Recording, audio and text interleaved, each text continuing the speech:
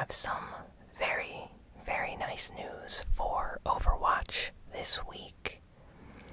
During Blizzcon, Blizzard announced a brand new hero for Overwatch called Moira. Moira is a new female character with special abilities. She is a support character, and she looks awesome. I cannot wait to play her.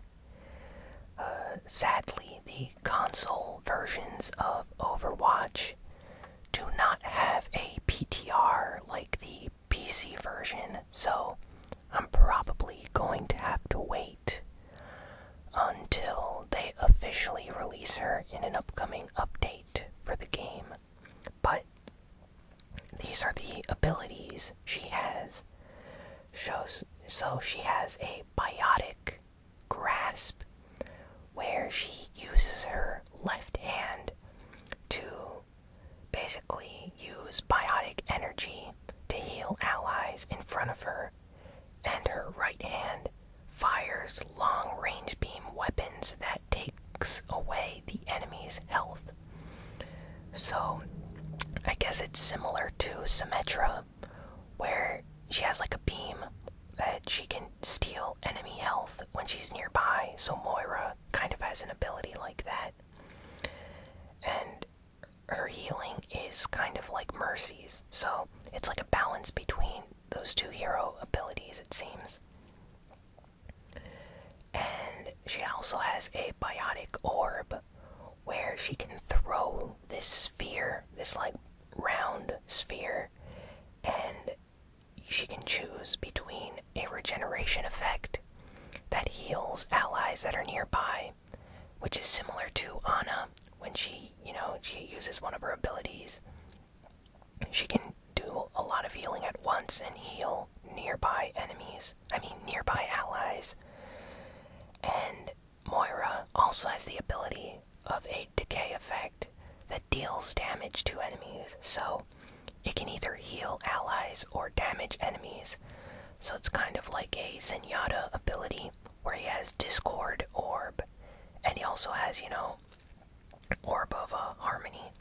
So that's really nice. She can also fade. So if any of you are familiar with the character Reaper in Overwatch, he basically has an ability that allows him to fade. And, well, he has teleport and fade, but his teleport ability is something completely different. Fade is basically where he becomes transparent, and enemies cannot attack him while he's in this short, like I think it lasts like 3 or 4 seconds, moment where he uses it. So he becomes completely like transparent, no damage or anything. So basically Moira has a similar ability where she can use fade and quickly move around in a short distance, like in a small area, so that's very useful. If maybe a Genji or someone's Tracer, someone sneaks up behind you, and you can quickly use fade to get close to your allies to take out the enemy that's giving you any trouble. So that's very nice. That's something that Mercy should have. I play a lot of Mercy, and you can't believe how many times a Genji or Tracer or even a Pharah come up behind you or above you and just start shooting, and you're too far away from your teammates, and there's nothing you really can do. It's very difficult to take one of them out. So if you're Moira in that situation, you can use fade and hopefully make it back to your teammates and not take any damage. So that's very nice. Next, she has Coalescence, which I believe is her ultimate, and it's a long range beam that basically shoots out and heals all allies that are in front of the beam, but it damages all the enemies. So it heals your allies and damages your enemies all at once. So this is a very powerful ultimate. I've been hearing people say that it's also broken, like very OP. Not sure if that's the case, but it does look very exciting, and I cannot wait to use that in a match. So, I really like support characters in Overwatch. And, I've been trying out Lucio and Zenyatta, and they're great. Ana is a bit difficult to get used to, but I feel like Moira is going to be my new support character once I get to try her out. I'm starting to get a little bit bored of Mercy. So, yeah, that's very nice. There's also another great announcement, always at BlizzCon for Overwatch. Basically, they announced a brand new world map called Blizzard World.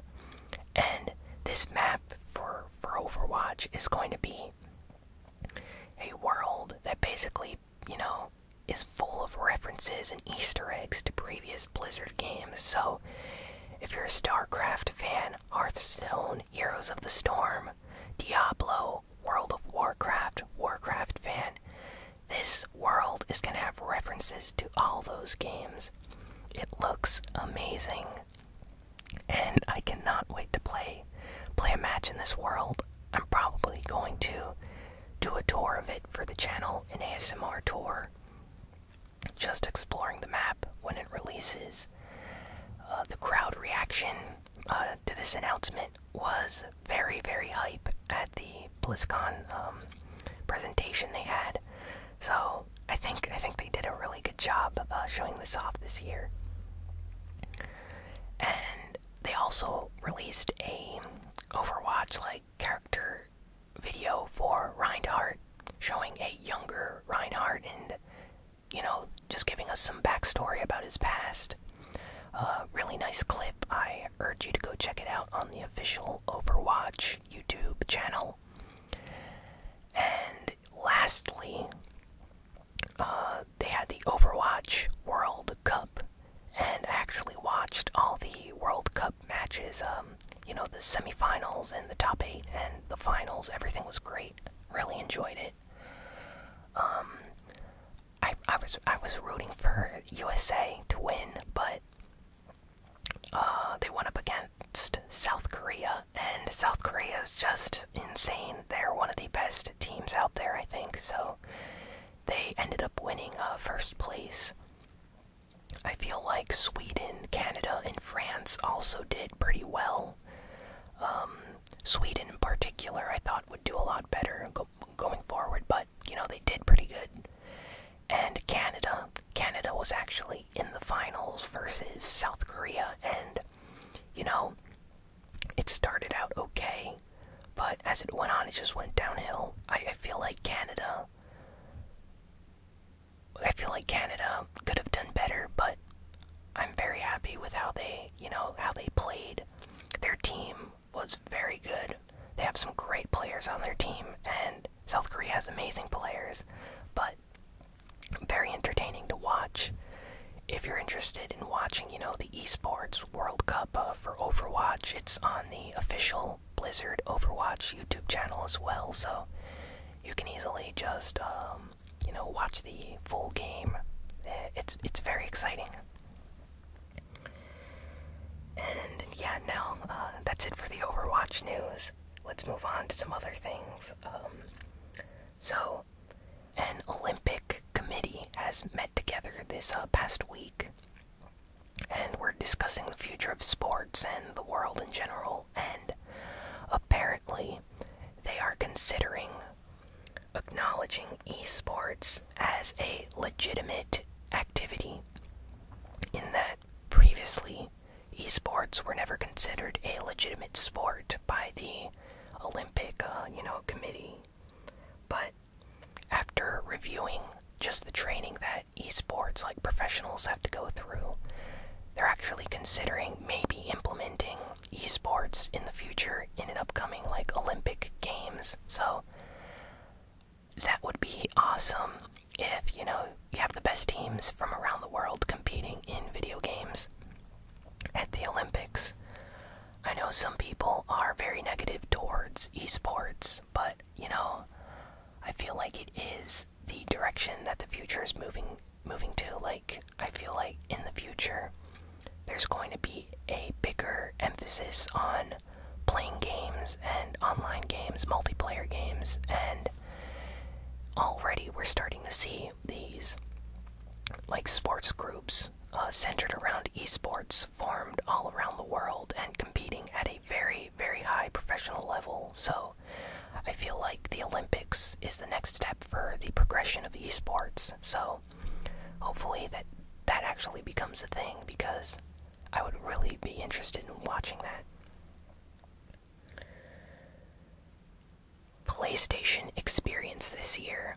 PlayStation Experience is the PlayStation-centered conference for all things PlayStation.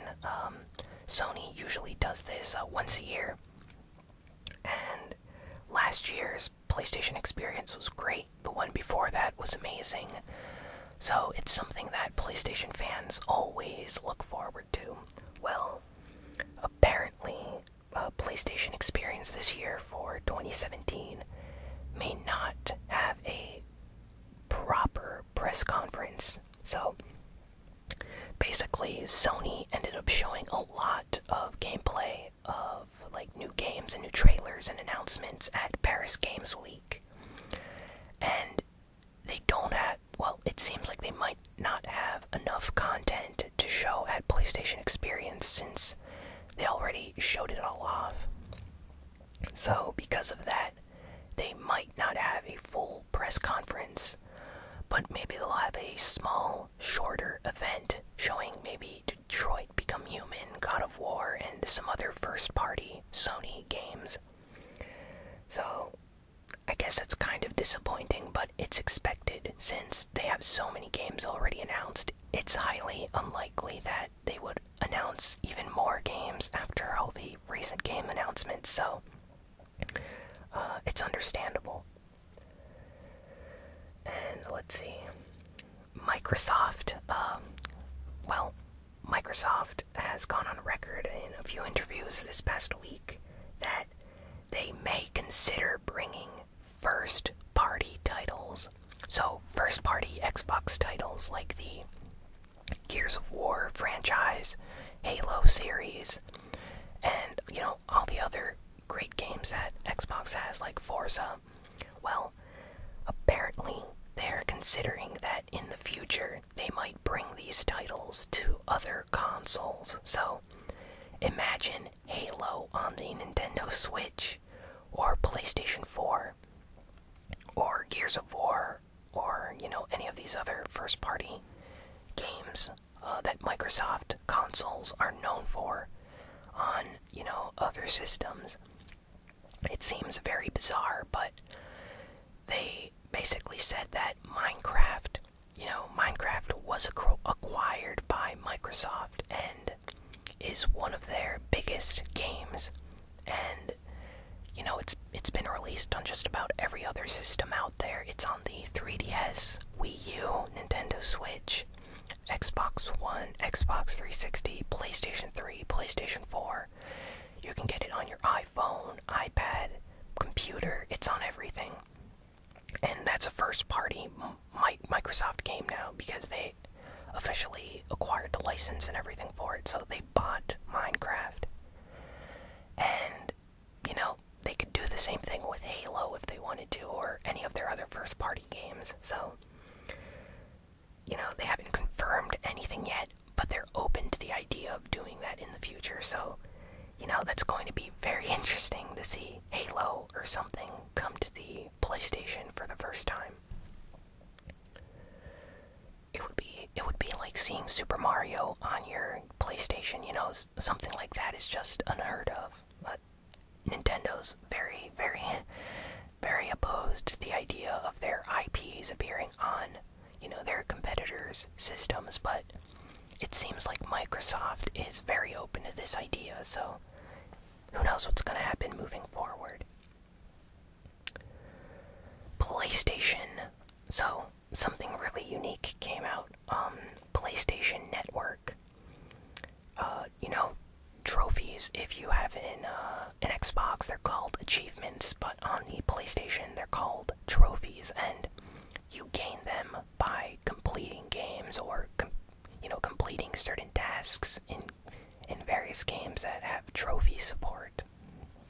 Well, now in North America, you're able to enter this program, which allows you to pick up rewards by earning trophies in games. So, if you earn a lot of silver or gold or platinum trophies, you're eligible to gain points, and with these points, you're able to basically get free money on the PlayStation Network to purchase other games and items and subscriptions and stuff like that. So, if you're a person that plays a lot of games, this might be something to look into. They don't give you a lot of points for bronze trophies, or, the average gamer is not going to get a lot of points and money from gaining trophies, but if you're a person that plays a lot of games and, games a lot, this is definitely something to check out, because, you can get like $10 or $20 by just getting some trophies in a few games. So, that's really nice. And let's see what else we got here. Square Enix. So, Square Enix had a investors briefing. It's the end of their second quarter earnings. So, companies, they usually have their second fiscal earnings for the year, and they have a meeting. So, Square Enix recently had one, and they discussed the future of their company and games they want to develop and systems and things they're interested. So basically, they're very interested in the Nintendo Switch, and they have a lot of active and inactive IPs that they would like to bring to the system. So inactive means a game series that hasn't been around in a long time. So Chrono Trigger is an example. Maybe they'd bring something like that to the Switch. And active series is something like Final Fantasy or Kingdom Hearts. So it would be really nice to see Square Enix support the Nintendo Switch with more upcoming games. I really like RPGs, and Square Enix is known for creating some of the best RPGs out there. So that was a really nice, statement that they made during the briefing. So I'm really interested to see if they're going to bring, any interesting games to the Switch in the future. And Square Enix also had a very nice announcement. They basically came out and said that they have a lot of big titles to announce at E3 next year. So E3 2018, Square Enix plans on showcasing some very big, well-made, sharp games. That's a direct quote, so not sure what they mean by sharp and well-made games, but your guess is as good as mine. I'm hoping for maybe a Final Fantasy VII remake information, or it could be anything. Maybe a new Nier Automata 2 game or something. Square Enix, I hope they surprise us next year at E3.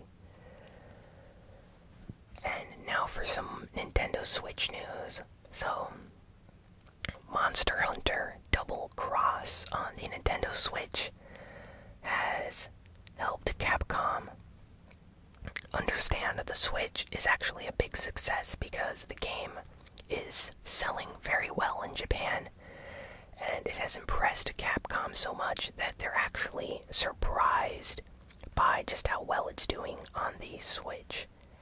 And they plan on creating more games for the platform soon. So it seems like Capcom, along with many other third-party developers, were not expecting the Nintendo Switch to be such a big success within the first year. And they're kind of surprised by just how great their games are selling on it. So it seems like Capcom really needs to pick up the pace and start releasing more games on the Switch. So really happy that Monster Hunter was the game that kind of showed them just what the fans on the system want. Xenoblade Chronicles 2 at a Nintendo Direct, and they showed off some gameplay, new trailers, and they announced that it's going to be having an expansion pass. So it's a season pass of sorts. I think it's kind of odd that they announced this before the game's even out, but okay. Basically, it comes with like armor, weapons, a new area with story content, and some other things like that. So, after you finish Xenoblade Chronicles 2, it seems like all next year you're going to have content to look forward to if you have this expansion pass. So, that's very nice, I guess. I'm not sure what I feel about that, but I might pick up the expansion pass once I beat the game.